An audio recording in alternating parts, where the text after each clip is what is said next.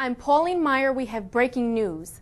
Palestinian leader Yasser Arafat has lapsed into a coma and is being monitored by a team of doctors at the Percy Military Training Hospital in France. French President Jacques Chirac and senior Palestinian Authority members said medical teams are monitoring carefully the health of the 75-year-old leader. According to Palestinian officials, leukemia, cancer, and poisoning had been ruled out as the cause for the sudden health deterioration of the leader. Arafat was rushed to an intensive care unit on Wednesday and has been heavily monitored since. We will keep you up to date as new information arises as to the condition of the Palestinian leader. I'm Pauline Meyer, S&P News. Hello, I'm Pauline Meyer and welcome to another edition of Youth Forum. I'm here with our special guest, Matthew Silverstein. Matt, hello. Hello, and thank you for having me. Matt is the founder and active member of Let's Vote New York. Matt, tell us a little bit about your organization and how it came about. Basically, my organization, it's over a year old, and its mission is to educate young voters 18 to 25 about the importance of voting and trying really to get them involved and really cast their vote this election. How important is it for young voters to reach the polls this election and make their voices heard? What's at stake here? I think that there are a lot of issues that are at stake, whether it's jobs and the economy, or the cost of education, the increase in cost of education, or healthcare, or the war and the draft, or even voting rights. I think that this year, young people's opinions is really going to make a difference in which way the election turns. Let's elaborate on that a little bit. I know the draft has been one of the major concerns the young people have had concerning this election. Do you think that will determine which way they vote? Will that determine who they vote for in the long run?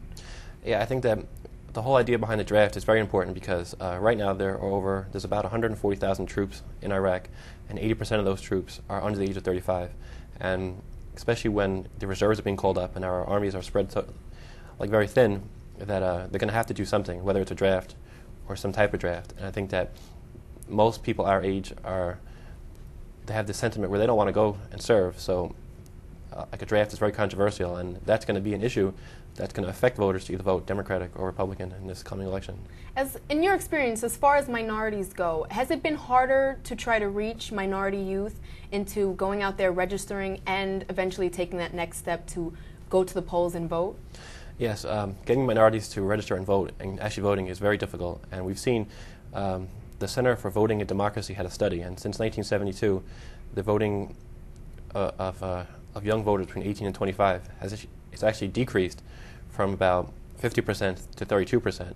And really getting young people involved, especially minorities, is very tough because whether there's language barriers or there's just barriers getting people to vote, I think that this year, whoever can get the minorities and ethnic groups to really join one party, I think that party is going to win.